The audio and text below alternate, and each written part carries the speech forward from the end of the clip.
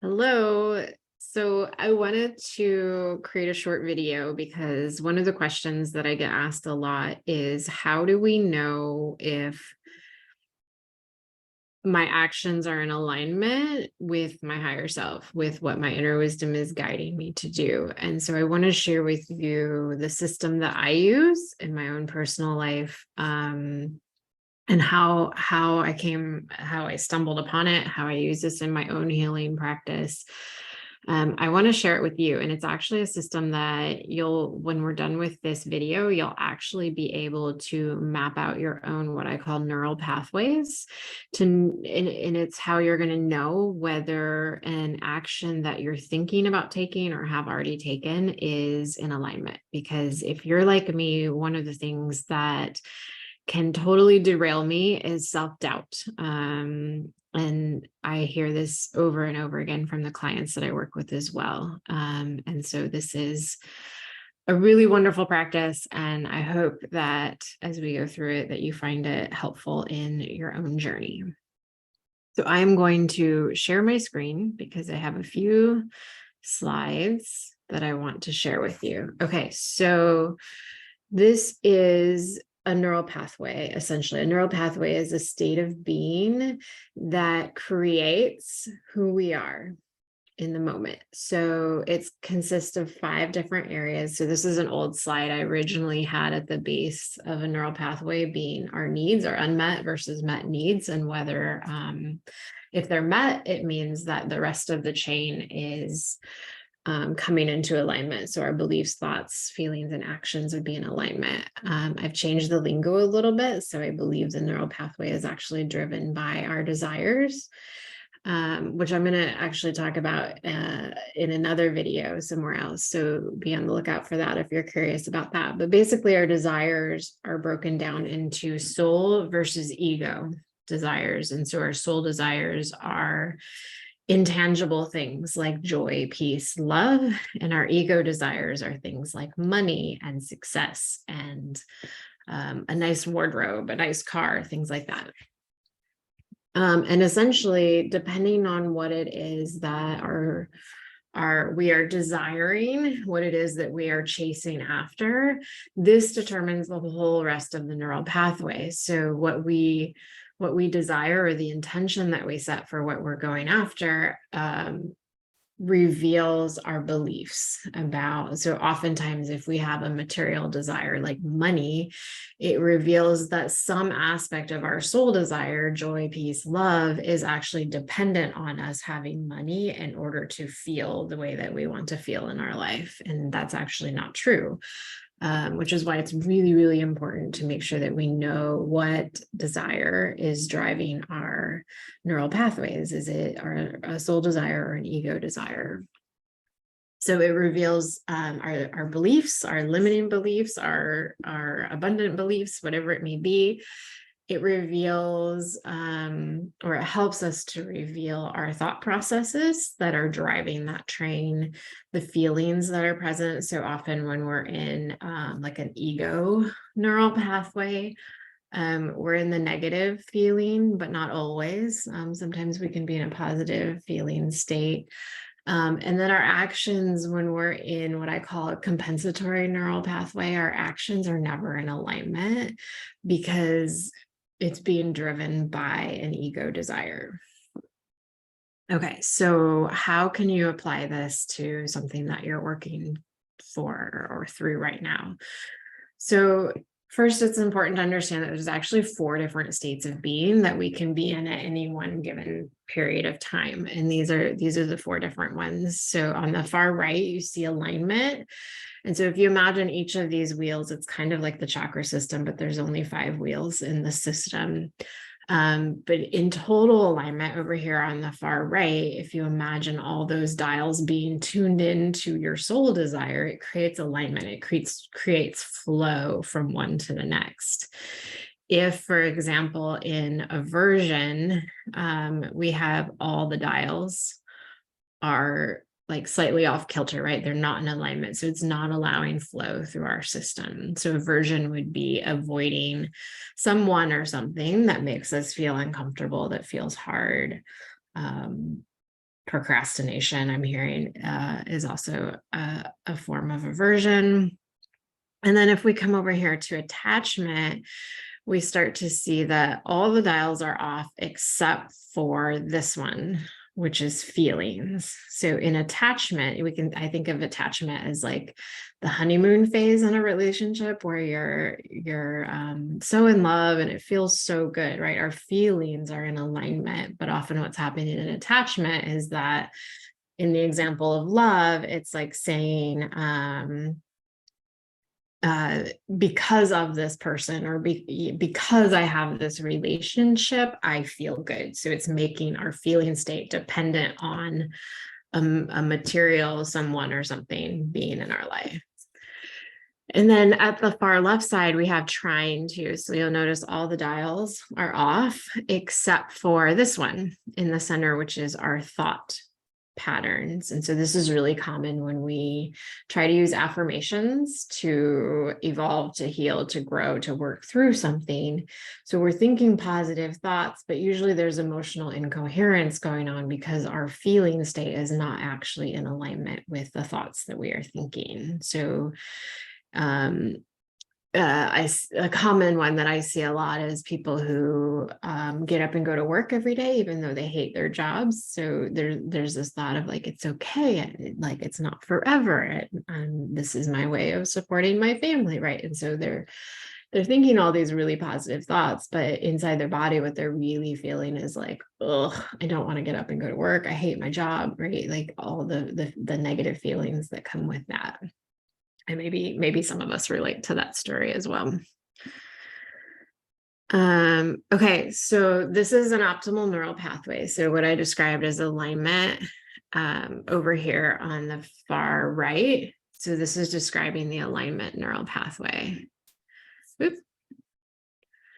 So if we imagine our neural pathway to be like a beautiful flower that's in full bloom, if we look at the root level, so the roots are underneath the soil, this is where we'll find our desires happening. It's usually, unless we bring it into our conscious awareness, usually the desire that is driving our neural pathway is subconscious or sometimes even unconscious. It's patterning, it's habit. We don't even realize that we are seeking material things. It's just because of our limiting beliefs and the stories and the conditioning and the maybe past traumas that we come into this world with. It's almost ingrained in us that we want love, we want a relationship, we want money, we want a good job, we want nice things, et cetera, et cetera. If we move up to right at the very base of the stem of a flower where you can see a little bit right here, like this is kind of under the surface. I couldn't fill the dirt in on this image, but if you imagine like our belief systems are also often like in our subconscious. Like if we dig in the soil just a little bit, we can start to see what those limiting beliefs are. But if we have to dig for them a little bit, we have to ask the right questions in order to access them. And then if we move up a little bit farther to our thoughts, these are the stems of the plant. And when we are in alignment, our thoughts are always positive. And our feelings then, which is the leaves. And I love this because if you think of the first thing that starts to wilt on a plant, it's the leaves when it's lacking water or nutrition. And I think that's the same for human beings. When we are in compensation, when things aren't going quite so well, the first place that we start to notice it is through our feeling, through our sensory system. When we're in alignment, we experience positive feelings. So peace, joy, love, bliss, happiness, all that. And then when also, so if everything below, especially if our soul desire, if we are in alignment with our soul's desire, our actions are always going to be in alignment. So let me share So I'm going to share in a moment a little bit of my personal journey and how I didn't understand the system, obviously, at the time that I was going through the story that I'm going to share with you. But it is something looking back, and I think a lot of you will kind of relate to the story that I'm going to share. But this is basically about how to understand when you're in compensation and how to move from a compensatory neural pathway or state of being into an aligned state of being, so that you have clarity on whether or not the actions that you are taking are in alignment with your soul, with your higher self, your inner wisdom. Okay, so many of you have heard this story. When I was pregnant with my daughter, I thought, very, very healthy. I was super into exercise. I think I had just run my first triathlon. I was very fit, but I was actually diagnosed with gestational diabetes during my pregnancy with her, which was a diagnosis that completely rocked me. Because I thought that I was healthy. I thought that, I thought that the fitness that I was engaging in was enough to keep my body healthy. And the truth was that it was not. And so for those of you who know about gestational diabetes, it's diabetes that usually only comes on. So with gestational diabetes, typically the diagnosis goes away once the mother gives birth to the child. But with mine, it did not. And I continued to experience quite an array of digestive system difficulties for many years after I gave birth to my daughter. And so this was my strategy, because what my ego wanted, and it may come as a surprise to you, that wanting to heal our bodies is actually an ego desire. It's not a soul desire. But what most of us are doing is placing our healing as dependent on our feel-good status that we desire. So this was my compensatory neural pathway that I was operating in for many, many years after my diagnosis. I always start at the bottom, at the root level. Was my desire was to control my body, cling to my attachment to sweet foods as a way to regulate my nervous system, and normalize my digestion energy. And I didn't want to feel like a nuisance to my family. My whole family ended up like, we all changed our diet with me. And it was, we didn't eat out. Like there was a lot of things that affected my family as a whole, because I couldn't eat the foods. And my daughter still gives me a hard time, because there was no sugar allowed in our house. And she gives me a hard time because her snack or her dessert at that time was like 2 raisins. That's what I would allow her to have. So just to show you how controlling I was in my mindset.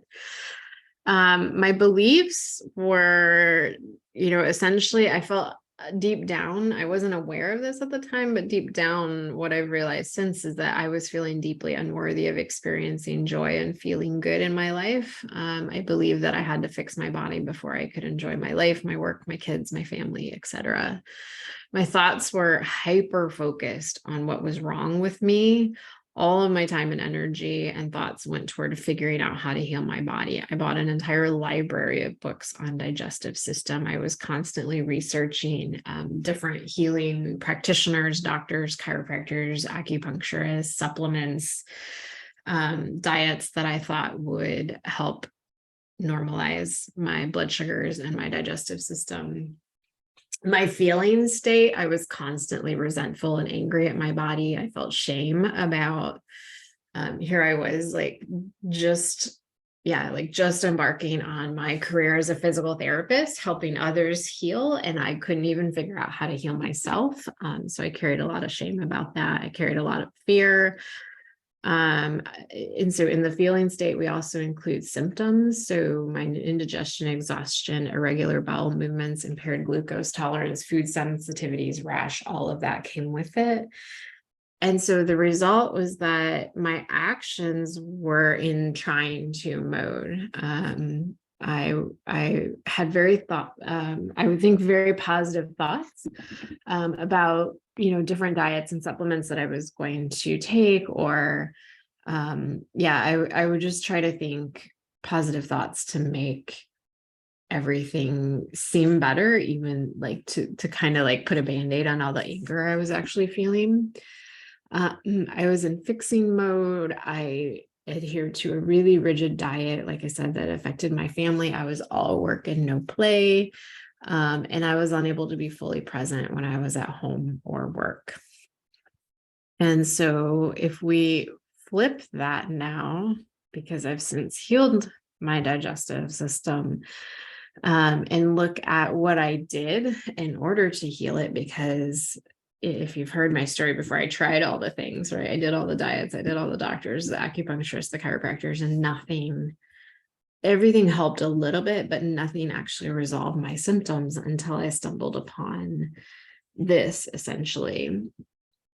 And so what happened was that I had met with a spiritual guide, and I was relaying to her everything that I was going with. And she sat back and said, "Oh, how interesting that your body is having a hard time regulating like sugar, sweetness, and your life now lacks all sweetness." And it was a moment where it sunk in so deeply and resonated so deeply as truth in my body. I knew that she had hit on something that I had not been able to access on my own. And so it was in that moment, and I wouldn't say that it was permanent, but it was something that dropped so deeply down into my awareness that my shift started. I know that day, my shift, and I would say my shift into a healing vibration began that day. And it was something that over the next probably 2 to 3 years, as I really allowed my desire state to shift from that ego of wanting to heal something that was wrong with my body to I'm worthy of joy. I am joy. I am free to experience joy. It completely changed my entire neural pathway, which you can see here. So my beliefs had to shift. I had to do the work of shifting my beliefs that I was unworthy of joy into no, I actually am worthy of joy. My thoughts started shifting more into possibility and abundance. I stopped thinking so much about what was wrong with my body, and I stopped looking for things in my life that were right and good and true.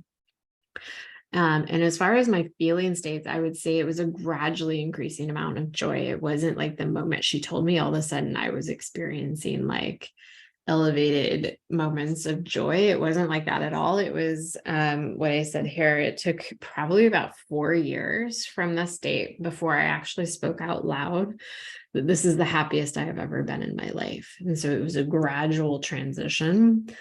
And then my actions was where it really showed up, because the first thing that I did, and this is, my healing started the day that she told me about the joy thing, right? It's because my awareness was there.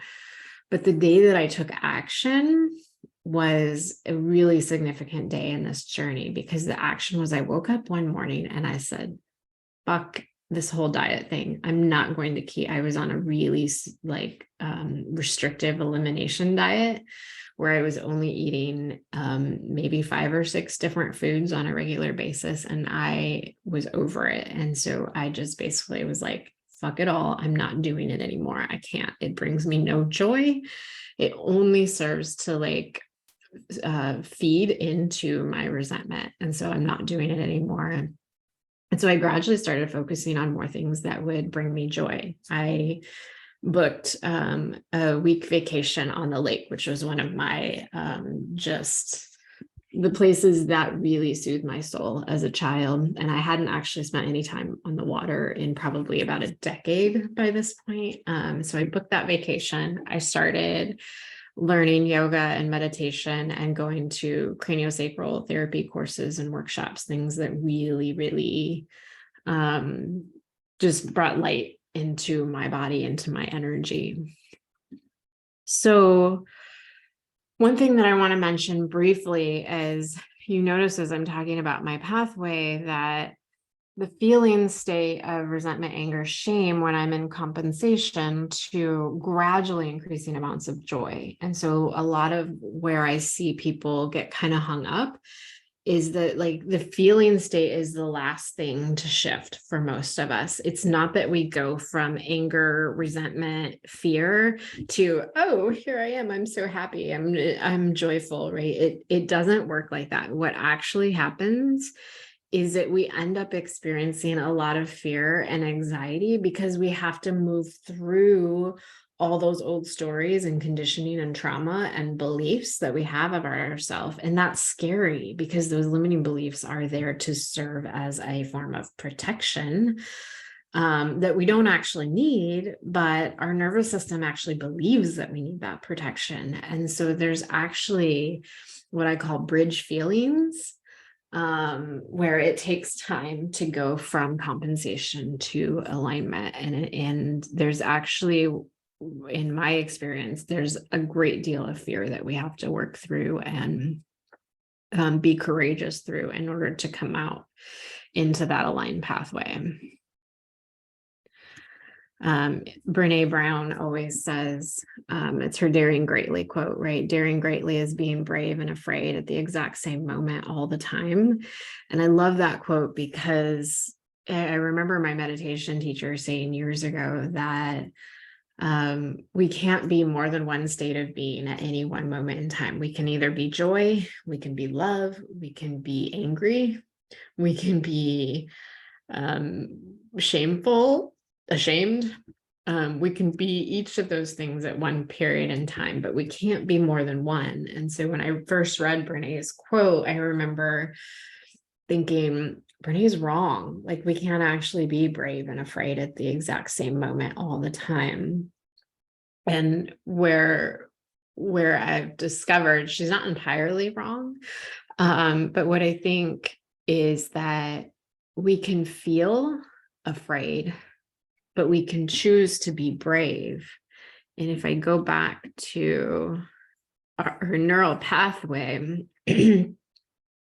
well, right here, I can feel afraid. And depending on what desire is running my train or driving my train or driving my boat or whatever it is, will influence the action that I take. Because for most of us, when we feel fear, if we're in a state of ego desire, we're not going to take aligned action. But if we know what our soul actually desires, we can look at that fear that we're feeling up here and we can, as I say, call its bluff. We can stick our tongue out at it and say, I see what you're trying to do. You're trying to protect me from something that I don't need to be protected from. And I am going to choose to be brave in the actions that I'm taking right now. So my invitation to you, if you're still with me, is to map out. So it's easiest to take when you're in compensation. So the question I would ask you is, what is a common or frequent trigger that you experience? So when someone does this, or when I experience this, I feel this. So it may be when my spouse does this, I do this, right? And so like when I'm confronted, I tend to shut down, right? And so you start to see the trigger and you start to see the actions, and then you can kind of backpedal. Okay, well, when I shut down, this is what I'm feeling. I'm feeling not heard. I'm feeling not seen. I'm feeling invisible. I'm feeling shame. And then back down. Okay, what are the thoughts that are going through my head, right? Usually there's some thought about he or she, like we're pointing a finger, right? We go into victim mentality or blame mentality. And if all of those things are in place, what are the beliefs that are driving this? And then even deeper, if we dig even deeper into the soil, we can start to see, well, what is it that I really want? If my partner were to act according to the way that I desire for them to act, what feeling, what state of being would that actually give me access to? And so once you have your compensatory pathway, you can actually, once you figure out the ego driver, the ego desire that is driving the train, you can actually flip and go, okay, what is the state of being that my soul is actually desiring to experience for me right now? And once you have that over here on this side, then you can start to work up to like, okay, well, if my soul desire is joy, what what beliefs of mine have to shift, and what do they start to look like in that state? What are the thoughts that I think if I'm worthy of that joy? What are the feelings that are available to me in that state? And lastly, if it's true that I'm worthy of this desire, what actions do I start to take based on my worthiness? Who do I get to show up as in my life based on my worthiness? All right, my dears, I hope this has been super helpful. Let me know, comment, send me a message, whatever your questions are, just let me know. I'm happy to offer support to you. All right, have a great day. We'll catch you later.